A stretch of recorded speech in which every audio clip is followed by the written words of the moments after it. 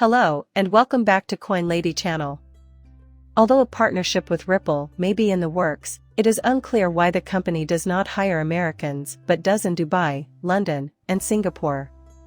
Because Tim is in the know, he bet 60 cents that the new payments hub announced on the IBM Cloud Console, which has ties to Ripple dating back to 2016, will help the company break over a critical hurdle. To find out if I'm right about Ripple abandoning XRP for international payments, which is the burning question on everyone's mind, read on to the end of the post. For research purposes, you should watch this brand new video right away. If you find the above intriguing, continue reading. House of Brad Garland. Ripple Labs CEO has been very outspoken about his displeasure with the current regulatory climate in the United States.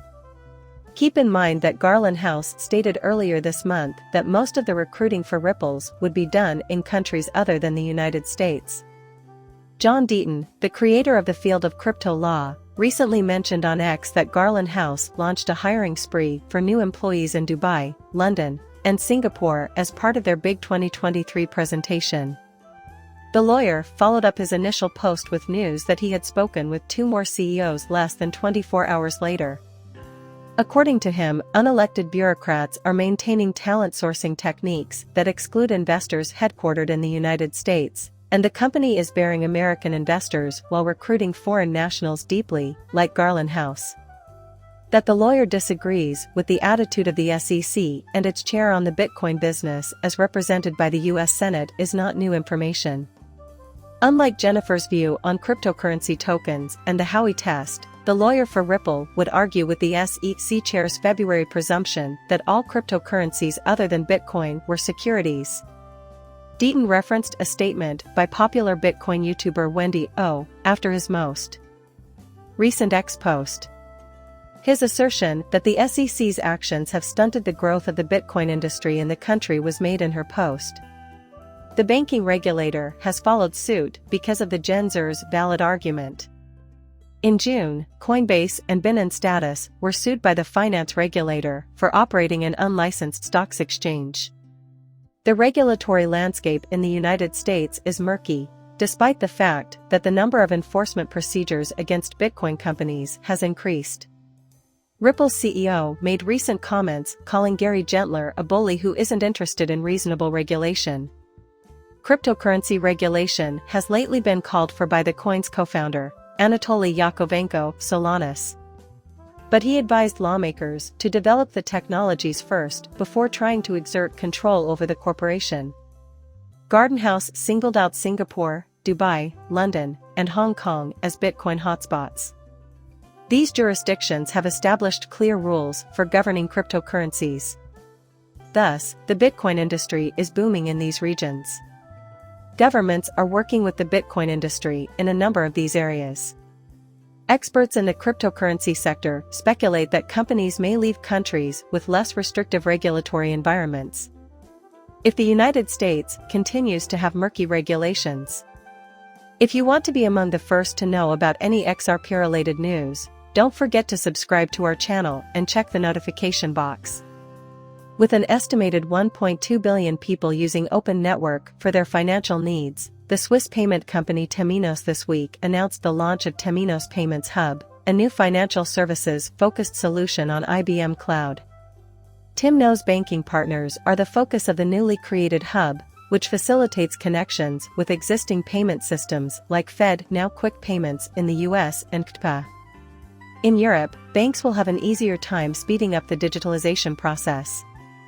It will also make it possible for financial institutions to update their electronic payment security and compliance systems. The Payment Center, like many of Temenos' other payment-focused products, will help banks save money on building out these features. It will also enable these businesses to capitalize on the newest developments in the digital payment industry and provide an improved client experience. Following the launch of Temenos Payments Hubs, the company demonstrated its enhanced capabilities with central bank digital currencies. The solution was developed with CBDC use in retail in mind, and features like offline payments were investigated. Temenos is an early adopter of the Ripple payment network. In 2015, the company analyzed ripples in depth and determined that it represented a game-changing innovation in the potential for the transfer of value. Now, let's rewind to May of 2016. Deloitte, a member of the Big Four accounting firms, integrated Ripple's technology with Temenos 24 in order to improve the management and processing of international payments. This integration led to Deloitte's prediction that a formal partnership would soon be formed between the two companies. Swiss companies have long commended Ripple for its approach to international payments, despite the fact that no official partnership announcements between the two have been made. The increasing clarity around XRP's legal status in the US may also pave the way for this type of relationship to materialize. Greg's recent analysis of XRP price changes after the asset's breakout from a multi-month decline confirms this. The most up-to-date information is an extension of his previous analysis, in which he pointed out two declining trend lines that were preventing XRP from rising. I.e., Greg brought attention to the fact that XRP is trying to break above the declining trend line at DTLA 3 days ago. He predicted that XRP may drop to 43 cents if it encountered resistance and went below the DTLA.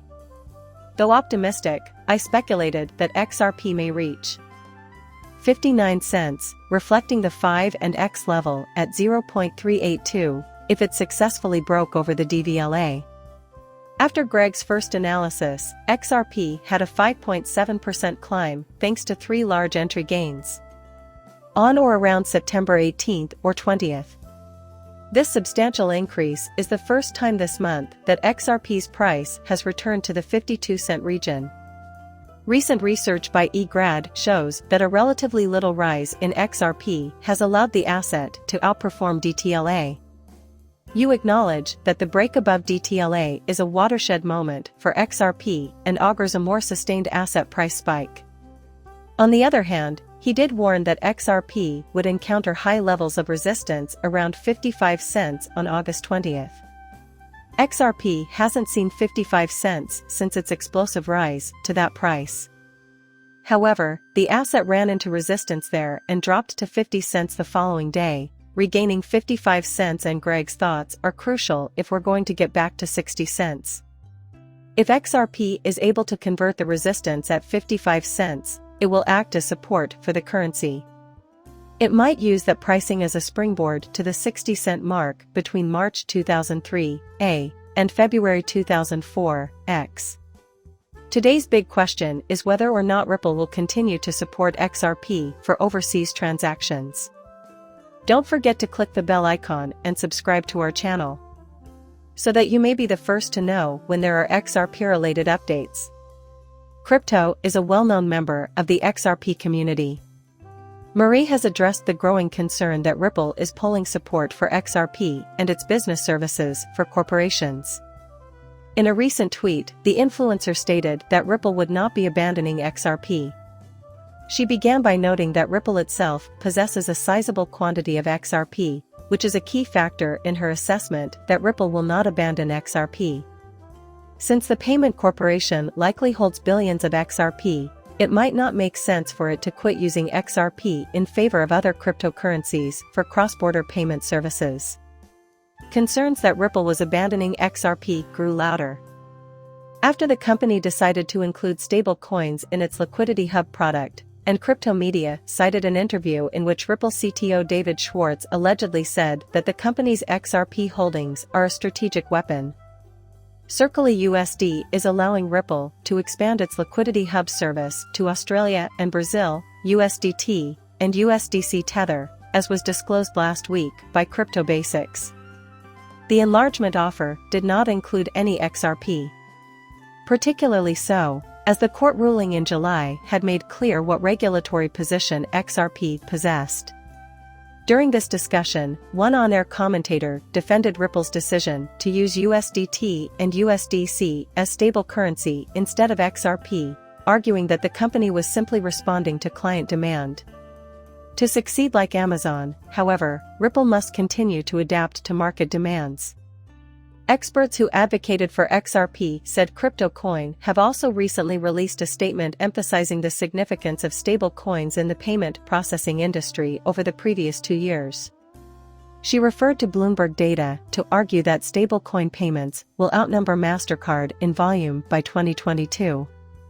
According to Bloomberg's reporting, stable coins have handled over $6.8 trillion, whereas MasterCard has only processed $6.5 trillion. Ripple chose to add support for stable coins to its liquidity pool in order to take advantage of their growing popularity around the world. Ripple's XRP token is used in conjunction with its on-demand liquidity and other solutions to facilitate global currency transfers. Yesterday, CryptoBasic published an article claiming that one of Ripple's partners had processed 1,700% more transactions using OTL. So, ladies and gentlemen, the video is over. If you liked the video, please click the like button. Don't forget to subscribe and enable notifications. See you later, bye.